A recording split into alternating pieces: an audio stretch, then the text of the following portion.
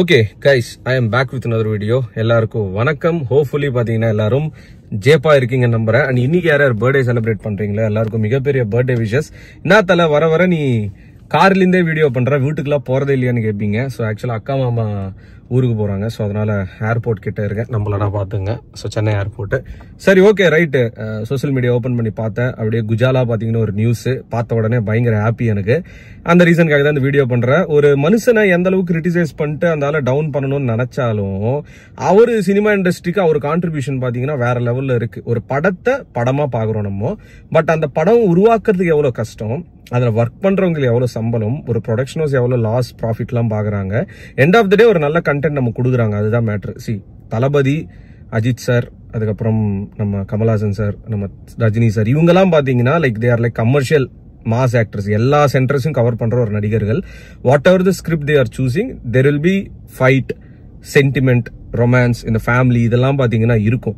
சிலது work out ஆகும், சிலது ஒர்க் அவுட் ஆகல. தளபதி அவர்களோட கெரியர்ல பாத்தீங்கன்னா சில மூவிஸ் ஒர்க் அவுட் ஆகல. சில மூவிஸ் பாத்தீங்கன்னா சில பேருக்கு பிடிச்சிருக்கும், சில பேருக்கு பிடிக்காது. we cannot judge that, right? அவங்களோட விருப்பம், அது பிடிக்கிறது பிடிக்காம போறது.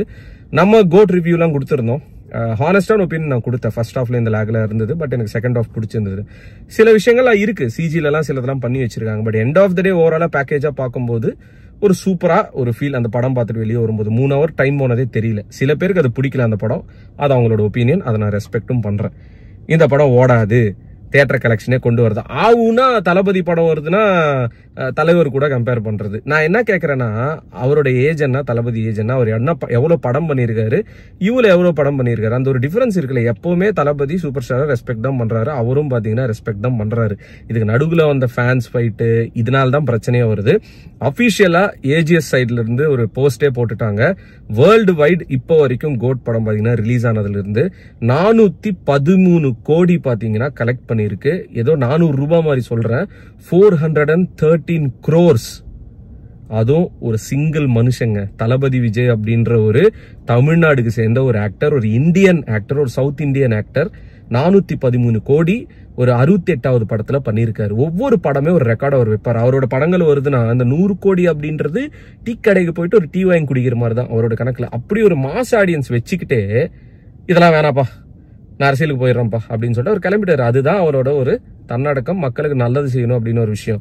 இதுவும் கிரிட்டிசைஸ் பண்ணி, படம் நடிக்கிறப்போ கிரிட்டிசைஸ் பண்ணி, அவர் எது பண்ணாலும் கிரிட்டிசைஸ் பண்ற உங்களுக்கு எல்லாம் ஒன்னே ஒன்னு நான் சொல்லிக்கிறேன். இது எல்லாரையும் சொல்லல, அவர் பிடிக்காம நிறைய பேர் இருக்கலாம். பட் ஆனா அந்த கிரிட்டிசைஸ் அப்படின்ற பேர்ல லாஜிக்கே எல்லாம் பண்றாங்க பாத்தீங்களா. அவங்களுக்கு ஒரே ஒரு விஷயம் தான் நான் சொல்றேன், ஒரு பிடுங்க முடியாது, அவ்வளவுதான், சிம்பிள். ஏன்னா இதுக்கப்புறம் இவர் என்னென்ன பண்ண போறாரு, என்னென்ன பிளான்ஸ் வச்சிருக்காரு அப்படின்றது பார்க்க தானே போறீங்க.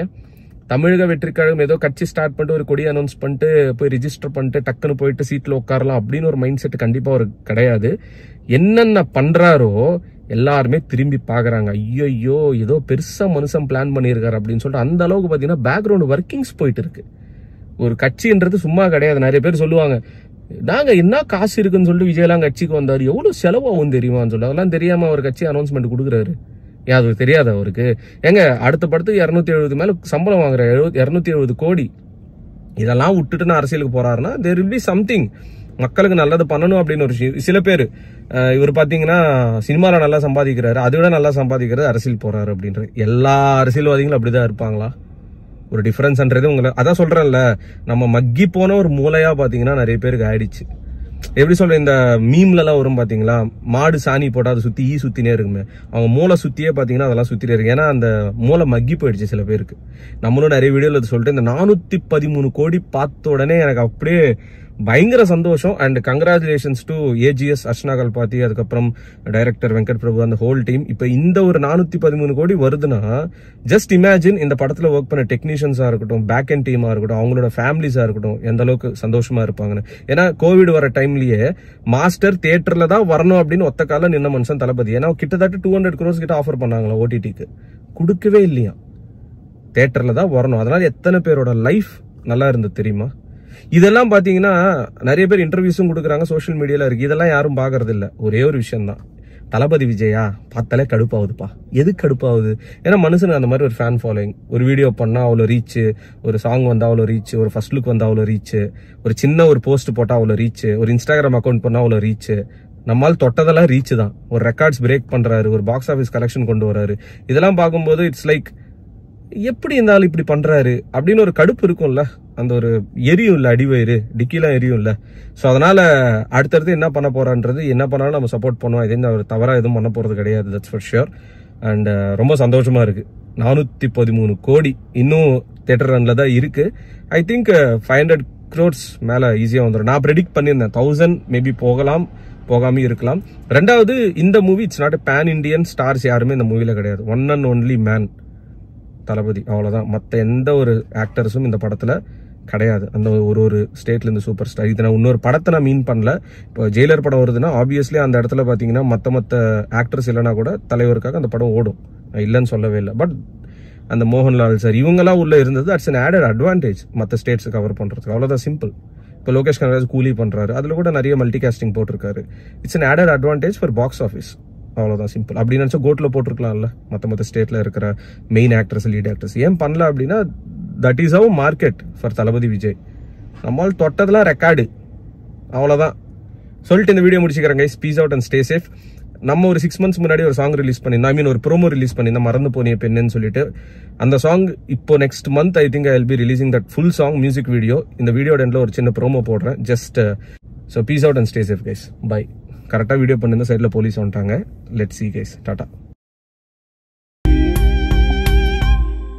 என் காதல் தோல்வியை கண்டு என் மனம் இன்று என்னுடன் சிரிக்கிறது. அட உண்மை காதலுக்கு மதிப்பு இல்லை இன்றுதான் எனக்கு தெரிகிறது. என் காதல் என்றுமே உண்மைதானடி என்று உனக்குதான் தெரிஞ்சாரு. என்னை விட்டு போரடி கொஞ்சம் இல்லடி, காதல் என்று அது போய்தானோ.